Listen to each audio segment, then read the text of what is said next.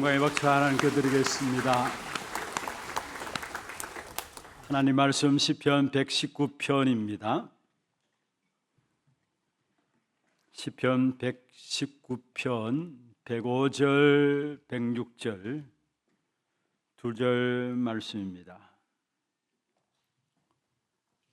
우리 같이 한 음성으로 합독을 하도록 하겠습니다.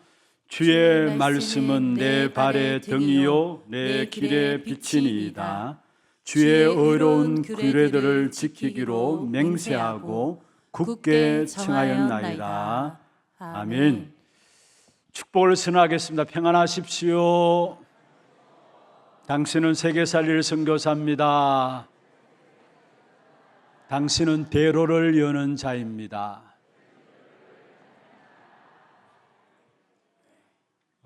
오늘 혹이나 여러분에게 답답한 일, 또 어려운 일, 이런저런 풀리지 않는 문제들이 있다면 그거 다 끝내시기를 바랍니다.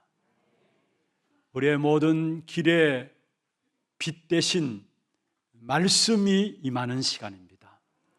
오늘 또 말씀을 받을 때 정말로 하나님께서 오늘을 승리케 하시고 미래를 승리케 하시는 그 축복된 언약 속으로 깊이 들어가는 우리 하나님의 모든 성도들 되기를 주의 이름으로 축원합니다. 지난주에 주신 말씀이 나의 인생과 하나님의 말씀이란 제목으로 말씀을 받았습니다.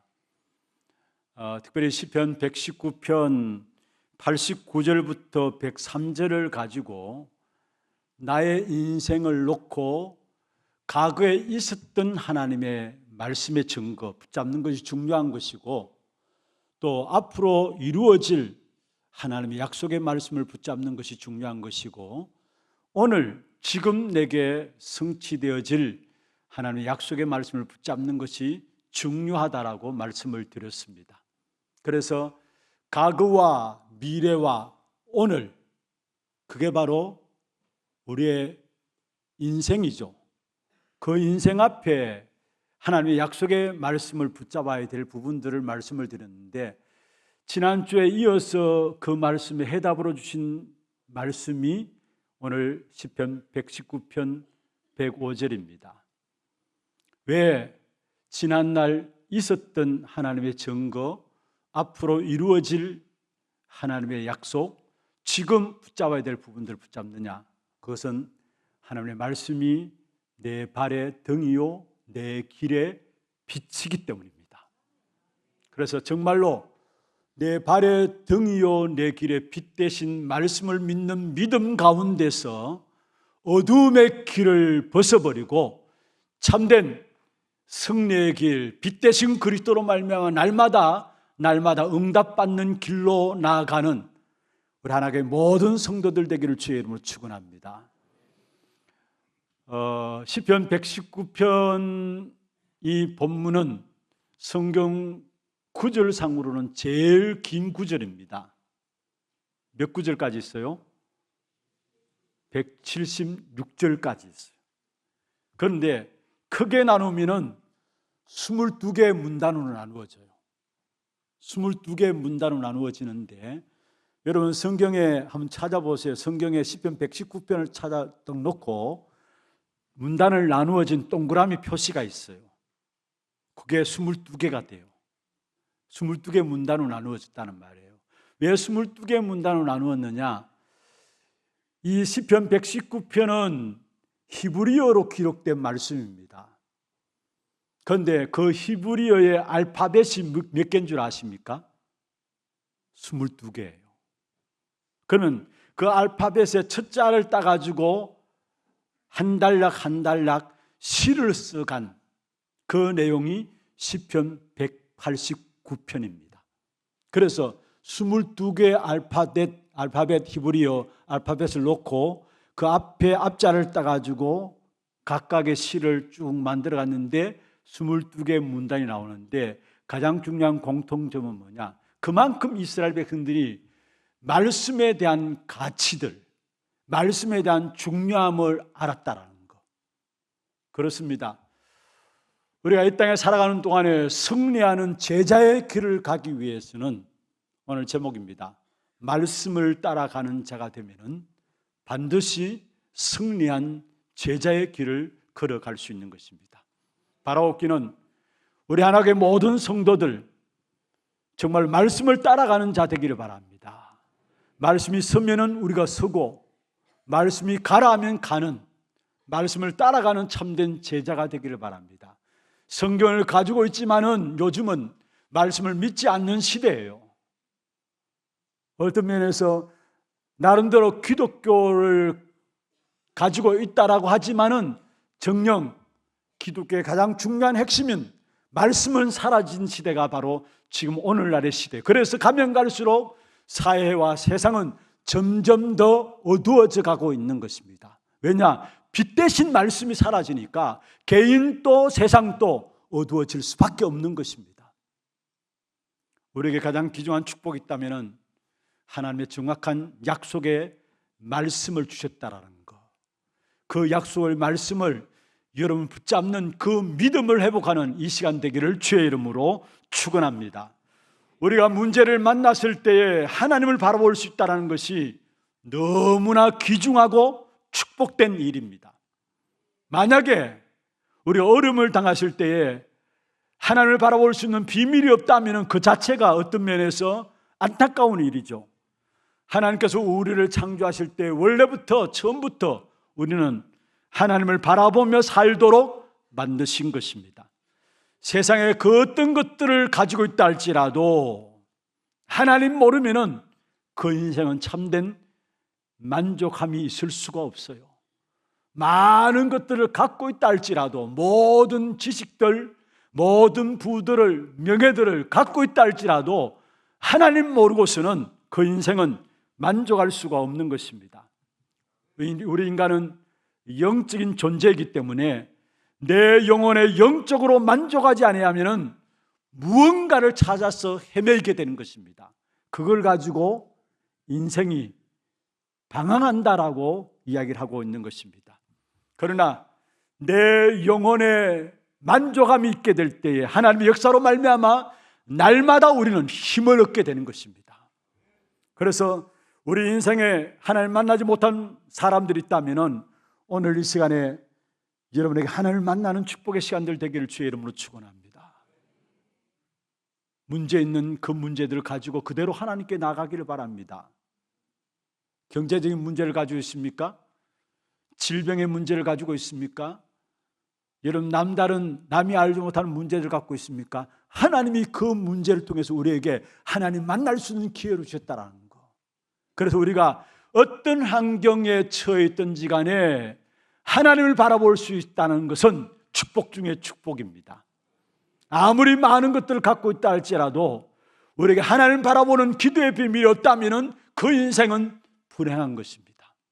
그래서 중요한 것은 우리의 영혼에 오늘도 생명의 말씀으로 임하는 귀중한 하나님의 은혜가 여러분의 있기를 주의 이름으로 축원합니다. 어떤 환경 속에 있다 할지라도 하나님과 교제할 수 있는 기도의 비밀들을 가지고 있다면, 기도의 힘을 가지고 있다면 우리는 승리하게 되어지는 것입니다. 오늘 일부 예배 마치고 내려가니까 이제 서울에 대학 입학을 앞두고 가는 아이를 데리고 제 방에 인사하러 왔습니다. 그래서 그 렘넌트에게 제가 이야기했습니다. 어떤 현장에 가든지 간에 그 현장에 승리할 수 있는 비밀이 있다면 말씀 흐름 속에서 기도만 되어진다면 승리할 것이다. 여러분, 우리 많은 렘넌트들이 현장에 들어가서 지게 되잖아요. 그런데 요셉도 다윗도 현장에서 그 현장을 살렸습니다. 왜 그렇습니까? 언약 붙잡고 어떤 환경이 문제가 아니라 기도의 비밀이 있었기 때문에 그 모든 환경 현장들을 살리는 사람이 되었습니다. 그래서 제가 그 렘넌트에게 이야기했습니다. 너는 환경에 영향받는 자가 아니라 너는 환경을 살리는 자로 가는 것이다. 그러기 위해서 반드시 회복되어야 될 약속의 말씀 붙잡고 기도의 비밀을 가지라. 그러면 그 어떤 좋든 나쁘든 환경이 문제가 아니라 너로 말미암아 너도 살 뿐만 아니라 너와 관계된 모든 만남이 살아나는 만남이 될 것이다 말씀을 드렸어요. 그렇습니다. 어떤 환경 물론 중요하겠죠. 그러나 진짜 하나님 주신 기도의 비밀을 갖고 있다면 우리는 그 아무리 안 좋은 환경이라 할지라도 오히려 그 속에서 하나님의 더 큰 응답의 역사들을 우리는 확인하게 되는 것입니다. 중요한 축복들을 그 현장을 통해 찾아내게 되는 것입니다. 우리 하나님의 모든 성도들 하나님을 바라보는 참된 기도의 비밀 가운데 행복해 하시고요, 참된 축복의 비밀 가운데 모든 현장을 살리는 말씀 따라가는 제자들에게를 주의 이름으로 축원합니다. 그럼 오늘 첫 번째로 말씀을 따라가는 자가 제자인데 제자들이 가져야 될 확신입니다. 말씀만 들으면 살게 됩니다. 우리 인간은 어떤 힘든 순간이 있어도 말씀만 있으면 살게 되는 것입니다. 구원받은 사람은 그렇습니다. 다른 것이 필요치 않아요. 사실은 말씀만 들으면 어떤 환경인지 살게 되는데 우리가 말씀이 붙잡혀지지 않고 말씀이 믿어지지 않으니까 오히려 그 환경에 영향받고 오히려 그 환경 속에 지배당하는 것이죠. 사실은 구원받은 하나님의 자녀들은 말씀만 들으면 모든 현장에서 우리는 살게 되어지는 것입니다. 말씀 들을 때 그게 하나님의 은혜가 임하게 되고요. 여러분, 하나님의 은혜가 임한다는 건 단순한 말이 아닙니다. 우리가 쉽게 하나님의 은혜입니다라고 이야기하는데 우리 인생 자체가 하나님의 은혜 없이는 한순간도 살아갈 수 없는 인생이에요. 뭔가 모르게 꼬이고 어렵고 많은 문제들, 뭔가 모르게 내 인생이 내 인생대로 계획대로 안 되는 부분들 있잖아요. 그거는 은혜 입지 못해서 그래. 그러나 하나님의 은혜 입게 되면은 아무리 안 좋은 환경이라 할지라도 그 환경 속 하나님 인도하시는 길이 보여지고 오히려 그것을 뛰어넘고 하나님의 역사를 체험하게 되는 것입니다. 그래서 중요한 것은 먼저 그리스도로 주신 은혜의 역사들이 우리에게 말씀 들을 때에 하나님 은혜가 임하게 되고요, 그리고 말씀 들을 때마다 세상 사람들이 알지 못하는 어마어마한 영적인 힘들이 우리에게 생겨지게 돼 있어요. 그리고 또한 말씀을 정말 붙잡고 기도하게 될 때에 하나님께서 우리의 눈을 열어주시는데 하나님의 일하심을 볼 수 있는 눈을 열어주십니다. 한마디로 말하면 하나님의 역사를 보는 눈을 열어주십니다. 그래서 우리가 말씀 받는 시간이 최고의 시간인 것을 아시고 말씀 받는 시간이 모든 것임을 아시고 말씀만 들으면 된다라는 이 확신 가운데서 말씀 따라가는 한 걸음 한 걸음 여러분 되기를 주의 이름으로 축원합니다. 말씀 받게 될 때 주의 은혜가 임하고요, 말씀 받게 될 때 참된 영적인 힘을 얻게 되고요, 말씀 받게 될 때에 하나님의 역사를 보게 되는 것입니다. 성경 말씀에 보면 베드로전서 5장 7절에 말씀하고 있습니다. 모든 염려를 주께 맡겨라. 주께서 너희를 근고하심이라 돌보심이라 했습니다. 모든 염려를 주께 맡기라. 여러분, 우리에게 있는 염려 주께 맡기고 싶어도 안 맡겨지잖아요. 그래서 여러분이 자꾸 챙기잖아요. 그래서 성경에 염려라는 단어를 찾아보면 365번이 나온답니다. 매일매일의 삶이 염려 가운데 살아가고 있다고 해도 과언이 아닙니다. 그런데 우리가 어떻게 주께 맡길 수 있습니까? 우리를 맡기지 못해요.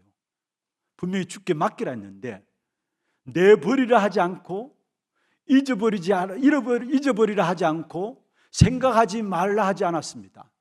여러분, 내버린다, 잊어버린다, 생각하지 말라, 그건 종교입니다.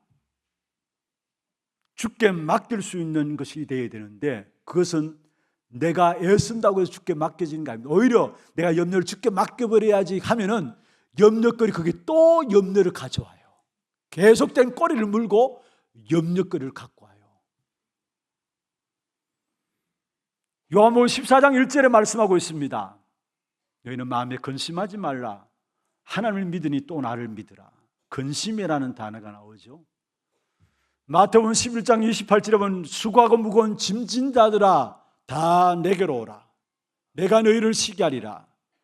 어떤 면에서 우리 인생이 이 땅에 살아가는 동안에 피할 수 없는 단어가 있다면 염려라는 겁니다. 근심이라는 겁니다. 또 수고하고 무거운 짐을 지고 살아가요. 왜 그것을 주님께 맡기지 못하느냐? 주님이 그것을 해결할 수 있는 능력이 있음을 알게 될 때 맡기게 되는데, 믿음이 없으니까 해결할 수 있는 능력이 있음을 알지 못하는 거예요. 그런데 말씀을 들으면 들을수록 우리 안에 세상 사람들이 알지 못하는, 전혀 이해하지 못하는 믿음이 생기게 돼 있어요. 이 믿음은 뭐냐? 하나님께서 능력으로 역사하심을 믿는 믿음입니다. 그러니까 하나님 능력으로 역사하시는 믿는 믿음이 우리에게 생기니까 염려하라 해도 하지 않습니다. 하나님께 맡기면 된다는 걸 아니까. 근심하라 해도 근심하지 않습니다. 내가 근심을 버리는 것이 아니라, 생각지 않는 것이 아니라 근심이 주께 맡겨집니다. 왜냐? 하나님은 그 부분을 해결할 수 있는 능력이 있는 것을 아니까. 여러분, 정말로 여러분에게 있는 염려, 근심, 수고하고 무거운 짐이 여러분의 단어가 되지 않기를 바랍니다.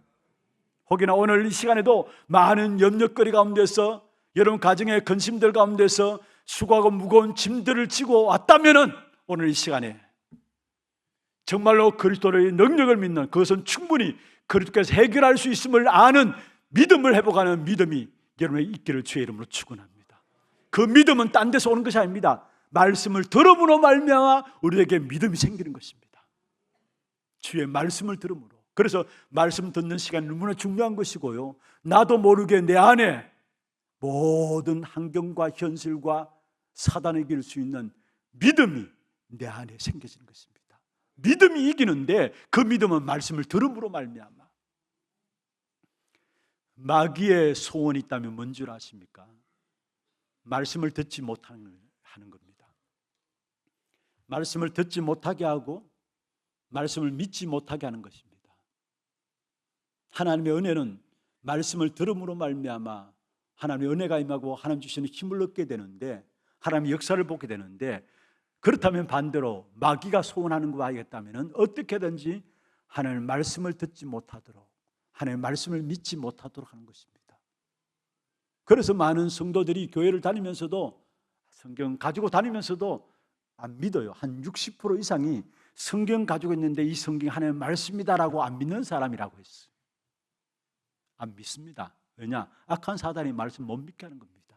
그래서 결국은 가장 중요한 말씀 속에서 중요한 복음에 대해서 깨닫지 못하고요, 전도와 선교에 대해서 깨닫지 못하게 하고, 말씀을 누리는 기도에 대해서 깨닫지 못함으로 말미암아 우리의 인생 자체를 악한 사단이 아예 노예 만들어 버렸어요.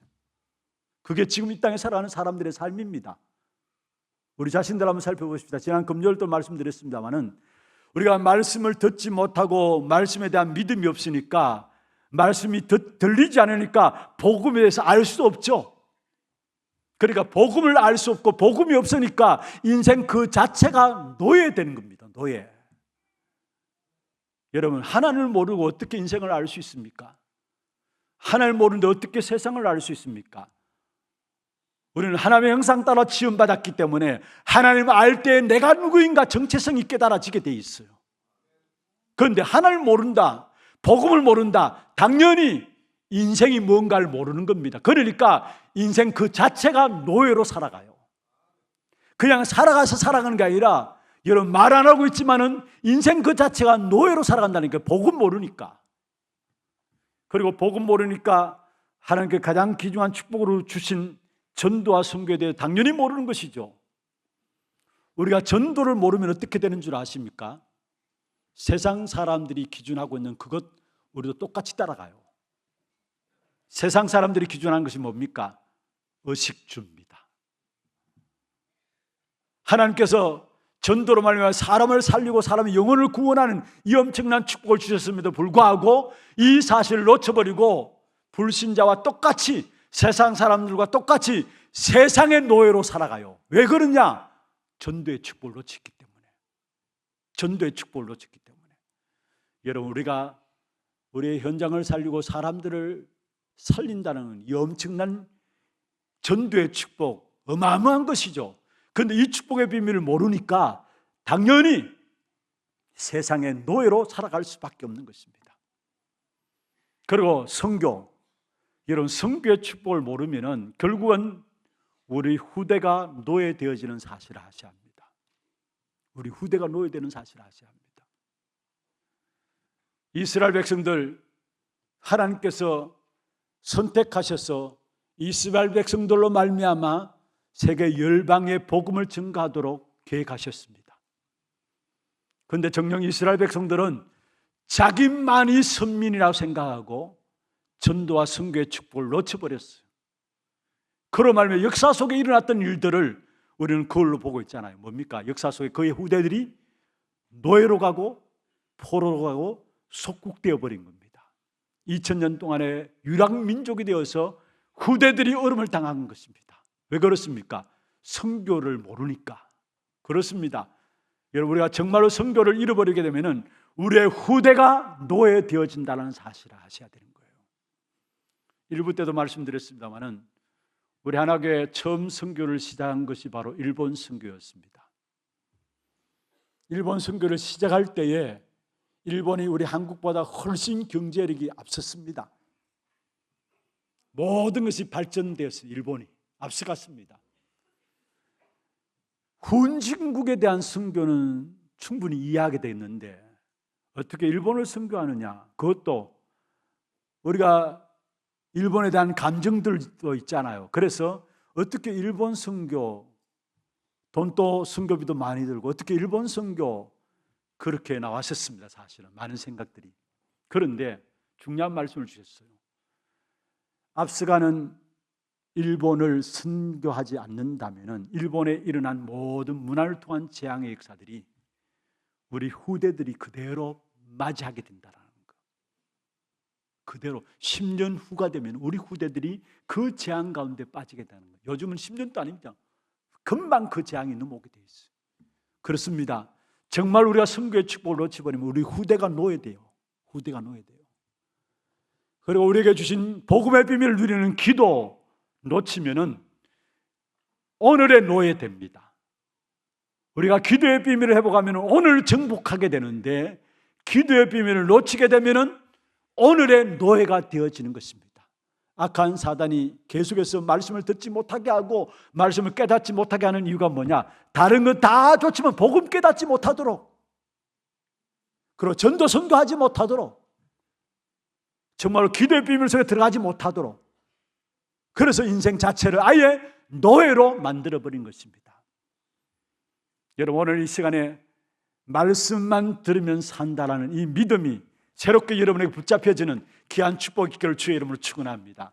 하나님의 소원이 있다면 디모데전서 2장 4절에 말씀하고 있습니다. 모든 사람이 구원을 받으며 진리를 아는 데 이르기를 원하시느니라.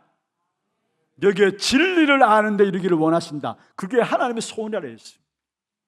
여기에 진리는 무엇을 말합니까? 하나님의 말씀이 진리요 오직 그리스도가 진리인 것입니다.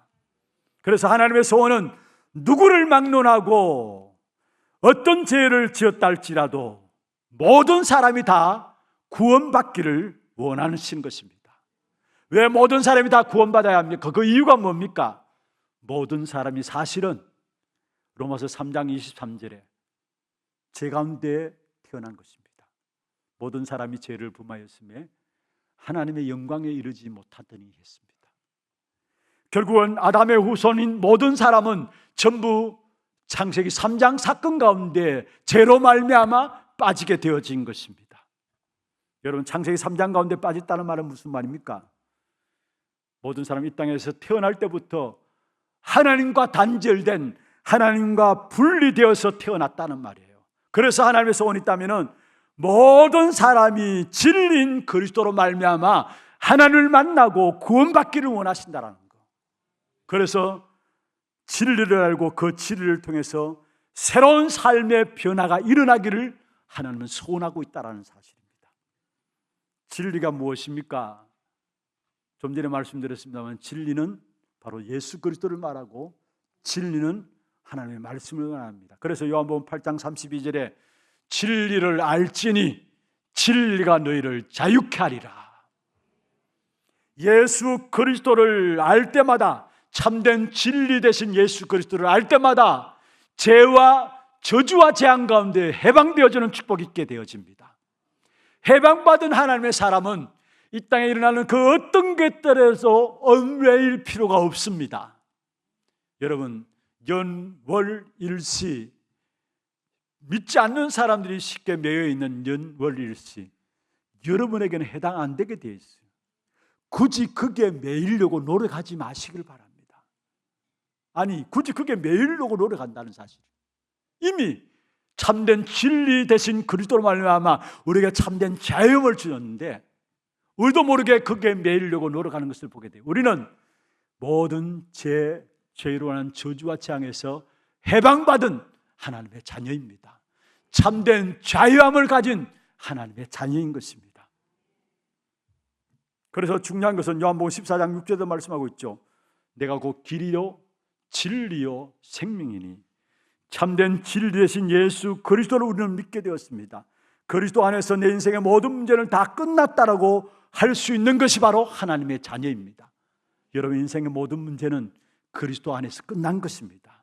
그 사람이 하나님 앞에 예배드릴 수 있는 것이고 그 사람이 하나님 앞에 예배드릴 때마다 하나님 주시는 영적인 힘을 얻음으로 말미암아 그것에 참된 희망과 소망과 참된 평안의 축복이 예배를 통해서 누려지게 되는 것입니다. 한번 받합시다. 예배만 받으면 살아난다는 것 믿습니까? 예배만 받으면 살아나는 것입니다. 말씀만 받으면 살아나는 것입니다. 두 번째입니다. 말씀을 따라가는 자로서 그런 말씀을 어떻게 이해해야 될 것인가? 우리 신앙생활에 승리하기 위해서는 말씀을 이해하는 것이 중요한 것인데 어떻게 이해해야 될 것인가? 하나님이 어떻게 존재하는가를 아셔야 되는 것이죠. 하나님은 보이는 하나님이 아니십니다. 보이신다면 하나님이 아니에요. 보이는 것은 오히려 우상 숭배입니다. 하나님은 사람의 눈에 보이는 분이 아니라는 사실을 알아야 합니다. 그래서 요한복음 1장 1절에 말씀하고 있죠. 태초에 말씀이 계시니라. 이 말씀이 하나님과 함께 계셨으니 이 말씀은 곧 하나님이시니라. 여러분, 말씀이 누구시라고 말씀하셨습니까? 하나님이시라 말씀했습니다. 우리는 말씀을 통해서 하나님을 알 수 있어요. 말씀을 통해서 하나님을 만날 수 있고 말씀을 통해서 하나님을 누리게 됩니다. 말씀 하나님이시고 이 하나님은 눈에 보이지 않는다라는 것. 그래서 우리는 말씀을 통해서 하나님을 만나고 하나님을 누린다라는 것, 하나님을 알 수 있다라는 것. 그리고 하나님은 보이지 않는 분일 뿐만 아니라 하나님 주신 말씀은 불변한 말씀입니다. 변하지 않는 것이 하나님의 말씀입니다. 여러분, 이 땅에 변하지 않는 것은 아무것도 없습니다. 모든 것들이 다 변하게 되어 있어요. 여러분, 지금까지 살아온 여러분 삶을 놓고 한번 돌아보시길 바랍니다. 시대도 변했잖아요. 그렇잖아요. 여러분 살아온 짧은 생애를 할지라도 돌아보면은 요즘 우리 아이들 보면은 너무 우리와는 안 맞는 것 같다. 그게 그냥 안 맞는 게 아니라 시대가 변해서 그래요. 내가 변해서 그렇고 시대가 변해서 그래요. 어떤 면에서 시대는 변하게 되어 있어요. 아무리 많은 시간들이 흘러간다 할지라도 지난 일을 돌아보면은 시대가 많이 변한 것들을 느끼게 되는 것입니다. 그러나 하나님의 말씀은 변하지 않아요. 시대는 변한다 할지라도 하나님의 말씀은 변하지 않아요. 시대가 바뀌어져도 하나님의 말씀은 변하지 않고 불변하다라는 사실을 아셔야 합니다. 그리고 말씀은 영원한 것입니다. 이 땅에 영원한 것은 그 어떤 것도 없습니다. 그렇잖아요. 여러분, 아무리 오래 살고 싶어도 우리 인생도 영원하지는 않습니다. 우리 인생도 영원하지 않습니다. 그리고 그 어떤 훌륭한 철학 사상이라 할지라도 그 사상 또한 영원하지 않습니다. 아무리 편리를 가져다 주는 과학이라 할지라도 그 과학 또한 영원하지 않습니다. 이 땅의 모든 종말과 함께 모든 것은 사라지게 되어 있어요. 그러나 영원한 것은 하나님의 말씀입니다. 그래서 마태복음 24장 35절에 이렇게 말씀하고 있습니다. 천지는 없어질지언정 내 말은 없어지지 아니하리라. 할렐루야. 천지의 모든 것들은 사라지고 없어진다 할지라도 하나님의 말씀은 영원하다는 사실을 말씀하고 있습니다. 그리고 하나님의 말씀은 완전한 것입니다. 말씀이 완전하다는 말은 무슨 말입니까? 말씀 그 자체로 구원받기에 충분합니다. 구원받는 일에서 여러분의 모든 것, 어떤 것 보탤 필요가 없습니다. 말씀만 제대로 받으면 구원받게 돼 있어요. 그 어떤 것도 구원받기에, 인생의 그 어떤 인간의 모든 문제들 구원받기에 필요치 않다라는 사실을 아셔야 합니다. 구원받기에 가장 완전한 축복의 부분들이 뭐냐? 그게 바로 말씀이라는 거예요. 그래서 디모데후서 3장에 보면은 이 말씀은 하나님의 감동으로 된 것으로 구원에 이르게 한다 말씀했어요. 말씀만으로 구원받기에 충분한 것입니다. 말씀은, 하나님은 영원하신 것이고, 또 말씀은 불변한 것이고, 말씀은 영원한 것이고, 말씀은 완전한 것입니다. 그게 하나님이에요, 사실. 그런데 그게 끝나는 게 아닙니다. 불변하고 영원하고 또 완전하신 하나님께서 그 말씀을 하나님의 자녀이 된 자들에게 반드시 먼저 말씀을 가지고 찾아오시고 말씀을 주신다라는 거. 그걸 가지고 신학적인 용어로 말씀드리자면은 말씀의 계시라고 이야기합니다. 하나님이 말씀을 통해서 하나님의 백성들에게 먼저 알리신다라는 거. 말씀을 알리시고 말씀을 행해 나가신다라는 거. 그게 말씀의 계시입니다. 갈대아 우리의 우상 동네에 살고 있던 아브라함에게 하나님께 찾아오셨습니다. 그러면서 말씀하셨죠. 말씀으로 찾아오신 하나님께서 아브라함에게 말씀했습니다. 너는 내 친척 본토 아비 집을 떠나라. 내가 너에게 복을 주겠다. 그러면서 너로 말미암아 천하 만민이 복을 받도록 하겠다. 먼저 하나님께서 아브라함에게 말씀을 주셨습니다. 말씀을 계시하셨습니다. 이것이 믿어지기까지 늘 어려움을 겪었던 사람이 아브라함이었습니다. 이 말씀이 완전히 믿어지는 순간에 하나님께 모든 축복의 문들을 열어가시는 사건들을 창세기 22장에 말씀하고 있는 것을 보게 됩니다. 여러분, 모세에게 호레산 떨기나무 불꽃 가운데 하나님께서 나타나셨습니다. 그러면서 말씀했습니다. 내가 너로 말미암아 내 백성 이스라엘 백성들을 애굽에서 이끌어내겠다. 그러니까 모세가 얘기합니다. 내가 어떻게 합니까? 하나님 말씀하십니다. 네가 하는 것이 아니라 내가 하겠다 했어요. 아니, 나는 말도 못합니다. 그래서 너를 위해 준비한 말 잘하는 아론이 있지 않느냐. 하나님이 하시겠다라는. 그런데 모세에게 결국 뭡니까? 말씀으로 찾아오셨습니다. 말씀으로 계시하셨습니다. 여호수아, 모세가 죽고 난 이후에 이스라엘 백성들을 가나안에 들이는 일을 위해서 지도자로 세워진 여호수아, 이미 모세가 행했던 놀라운 일들을 여호수아는 바로 앞에서 보았습니다. 자기의 사역을 놓고 얼마나 두려움이 있었겠습니까? 얼마나 걱정거리가 있었겠습니까? 그 여호수아의 마음을 너무나 잘 아시고 하나님께 찾아오셔서 여호수아에게 말씀했습니다. 내가 모세와 함께 있었던 같이 너와 함께 할 것이다. 두려워하지 말라, 담대하라. 말씀을 가지고 찾아오셨어요. 말씀을 먼저 계시해 주셨습니다. 시대적인 전도자 바울, 사도행 27장 24절에 하나님께서 말씀했습니다. 바울아, 두려워하지 말라. 네가 가이사 앞에 서야겠고 또 하나님께서 너와 함께 항해하는 자를 다 내게 주셨다 하였으니, 바울아 두려워하지 말라. 네가 가이사 앞에 서야 할 것이다. 하나님이 전도자 바울에게 말씀을 계시해 주셨기 때문에 바울은 그 유라굴라 풍랑 가운데서도 두려워하지 않고 말씀을 붙잡고 믿음으로 승리했던 사실들을 우리에게 보여주고 있는 것입니다.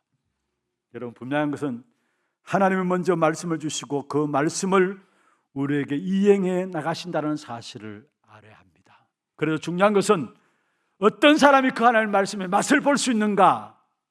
하나님의 약속의 말씀을 내게 주신 언약으로 붙잡는 자, 하나님이 말씀하시는 그 사실들을 맛보아 알게 됩니다. 그래서 시편 34편 2절입니까? 8절이죠. 시편 34편 8절에 보면은 너희는 여호와의 선하심을 맛보아 알지어다. 하나님의 선하심을 맛보아 알지어다. 시편 119편 103절에 지난주에 받은 말씀이죠. 여호와의 말씀이 얼마나 다냐, 꿀보다 더 다니이다 했어요. 주의 말씀의 맛이 내게 어찌 그리 단지요. 언약을 붙잡는 자는 맛보아 알게 돼 있습니다. 꿀보다 더 단 하나님의 말씀으로 하나님의 약속의 말씀이 붙잡혀지게 돼 있습니다.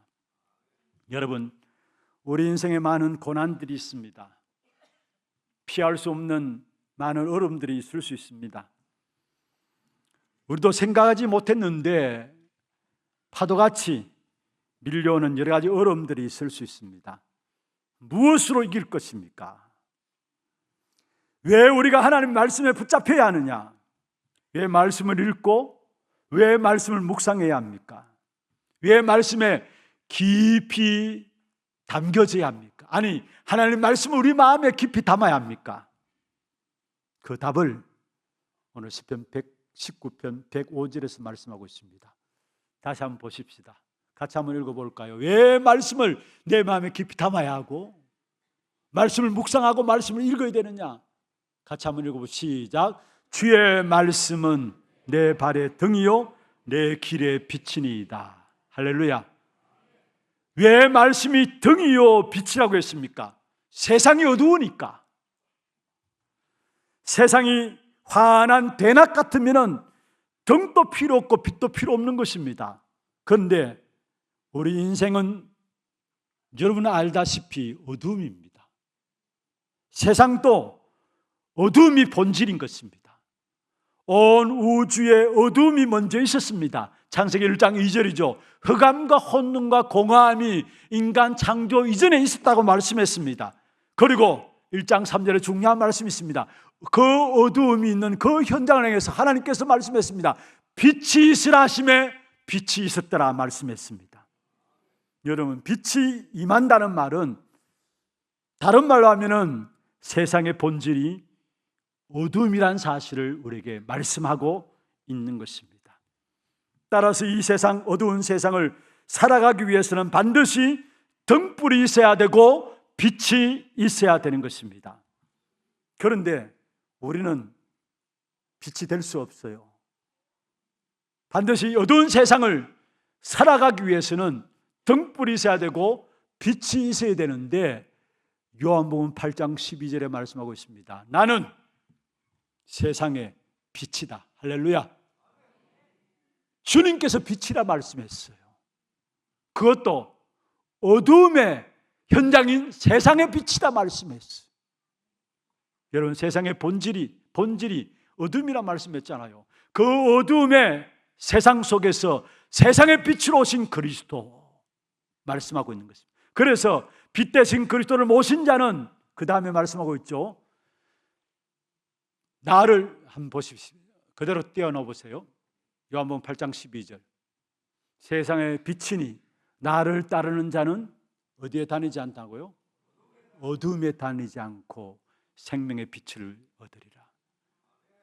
내가 세상 속에 어둠이 장악하고 있는 세상 임금, 세상 신인, 어둠의 세상 주관자 악한 사단이 장악하고 있는 이 세상에 빛으로 왔기 때문에 빛으로 오신 예수 그리스도를 모신 자는 분명히 말씀합니다. 어둠에 다니지 아니한다 말씀했어요.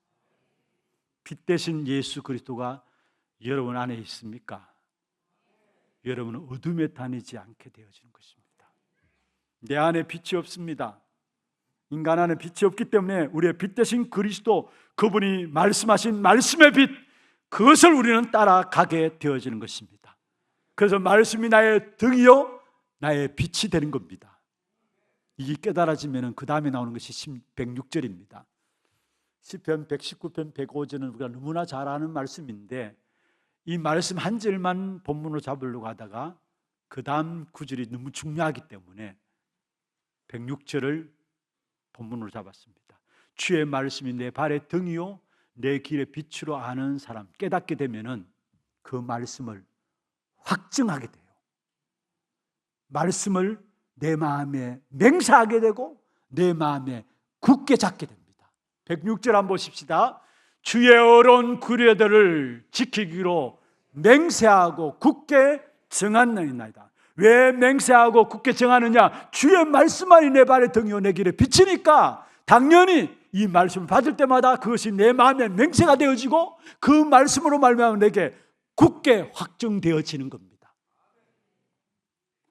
그게 바로 말씀을 따라가는 자, 제자의 삶입니다. 여러분, 어떤 면에서 여러분 말씀을 받을 때마다 그 말씀이 내게 맹세가 되어지고 굳게 잡아지고 확정되어진다. 그 단계까지 가야 해요. 그래서 말씀드린 부분들 아닙니까? 말씀 받을 때에 말씀을 놓고 답을 찾고 답을 찾는데 끝내지 않고 그 말씀을 가지고 뭐하라 했어요? 확증하라. 말씀에서 확증하라. 그 시간이 말씀 붙잡고 우리가 기도하는 시간이에요. 주일날 온종일 토록 예배드리고 온 세대 예배 때 말씀 붙잡고 찬양하며 기도하는 시간, 그 말씀을 하루 지나가기 전에 먼저 확증하는 시간입니다. 그러면 어떻게 되느냐? 여러분의 주의 말씀을 붙잡았다고 생각하는데 알고 보면은 여러분을 하나님의 말씀이 여러분 붙잡고 이끌어감을 알게 되는 것입니다. 하나님의 말씀이 여러분을 사로잡고 이끌어감을 알게 되어지는 것입니다. 여러분, 내가 붙든 것이 결국 나를 붙들게 됩니다. 내가 무엇을 붙들었냐, 그게 결국 나를 붙들게 돼요. 참 중요한 말입니다. 어차피 우리 인간은 자기가 중요하다고 생각하는 것에 붙들리게 됩니다. 그렇잖아요. 우리가 중요하다고 생각하는 것에 나도 모르게 그게 붙들리게 됩니다. 여러분, 내가 중요하다고 생각하는 것들이 나를 붙잡고 있고 나를 사로잡게 되는 것입니다. 그렇다면 여러분 지금 중요하다고 생각하는 것이 무엇입니까? 돈입니까? 그러면 어느 날 보면은 돈이 여러분을 붙잡고 있고 여러분을 사로잡고 있는 것을 보게 될 겁니다. 그래서 돈에 놓여야 돼요.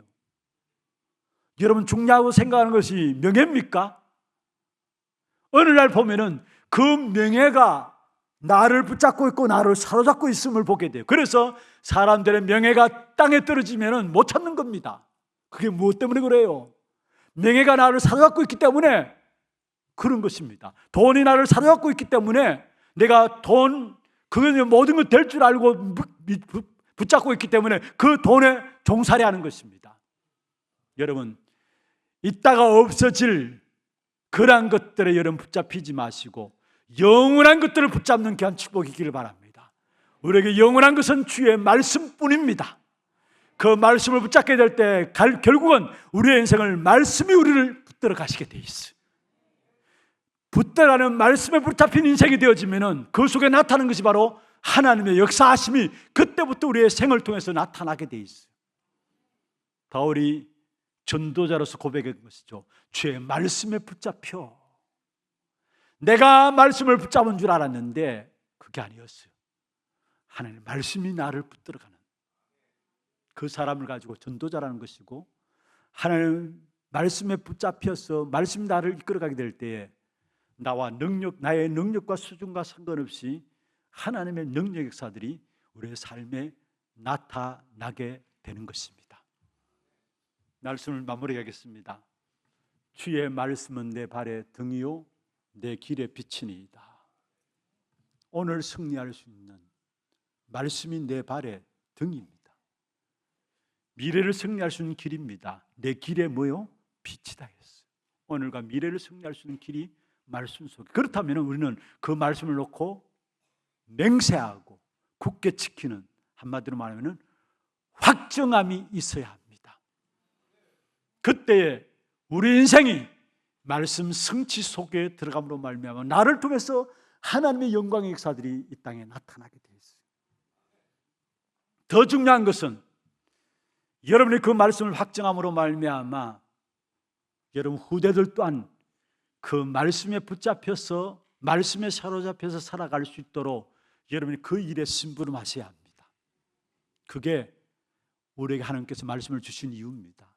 신명기 6장 4절에 9절에 보면 먼저 우리 마음에 각인하라 했죠. 깊이 뿌리를 내리고 깊이 새기고 네 마음에 먼저 새기고 내 자녀에게 뭐요? 부지런히 가르치라. 말씀을 내 안에 확증하고 우리 자녀들에게 말씀이 확증되어지는 그 축복 속에 들어갈 수 있도록 전달하는 겁니다. 그러면 우리 자녀들, 하나님께 우리 자녀들 인생을 책임지시게 돼 있어요. 왜냐? 그 자녀를 통해서 하나님의 역사들을 하나님은 나타내시게 돼 있어요. 지난 주간에 우리 교회에 중요한 행사들이 있었습니다. 금요일에는 하나님 어린이집 영적 군사 파송식이 있었고요. 이제 초등학교 입학하기 위해서 하나님 어린이집을 졸업하는 아이들을 영적 군사로 파송하는 졸업식이 있었습니다. 그리고 어제는 하나스미스쿨 졸업식이 있었습니다. 제2의 하나스미스쿨 졸업식이었는데 9명이 졸업을 했습니다. 그런데 우리 렘넌트를 놓고 이런 붙잡아야 될 부분들이 뭐냐? 우리 하나님 어린이집의 졸업식 때 제가 영적 군사 파송식 때 말씀을 전달했는데 사무엘 같은 일꾼을 키우는 축복, 세우는 축복이라는 말씀을 나누었습니다. 사무엘이 어떤 사람이었습니까? 언약궤 옆에서 하나님의 음성을 들은 사람이었습니다. 영적 서밋이죠. 또 어제는 하나스미스쿨 우리 졸업식에서는 절대망대 작품이라는 제목으로 말씀을 나누었습니다.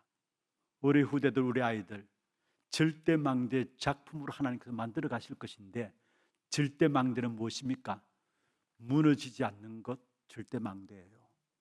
하나님 쓰실 수밖에 없는 것, 그게 절대망대예요. 그에 대한 작품을 하나님께서 우리 하나스미스쿨 아이들을 통해서 만들어 가실 것인데, 그 가장 중심에 다른 것이 아닙니다.